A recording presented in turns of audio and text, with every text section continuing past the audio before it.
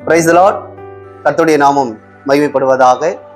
இன்றைய வேத வசனம் யாத்ராகமம் 14:14. கர்த்தர் உங்களுக்காக யுத்தம் பண்ணுவார், நீங்கள் சும்மா இருப்பீர்கள் என்றான். இந்த வேத வார்த்தையின்படி தேவன் இன்றைக்கு நம்மோடு பேசுகிற காரியம் என்னவென்றால், யுத்தம் கர்த்தருடையது.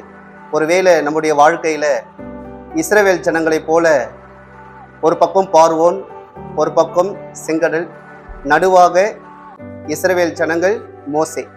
ஆனா இஸ்ரவேல் ஜனங்கள் பயந்தார்கள். ஆனா மோசே கர்த்தர் மேல் நம்பிக்கை வைத்து கர்த்தர் இன்றைக்கு நமக்காக யுத்தம் செய்வார் என்ற அந்த விசுவாச வார்த்தையை அருமையான மோசே பேசினார்.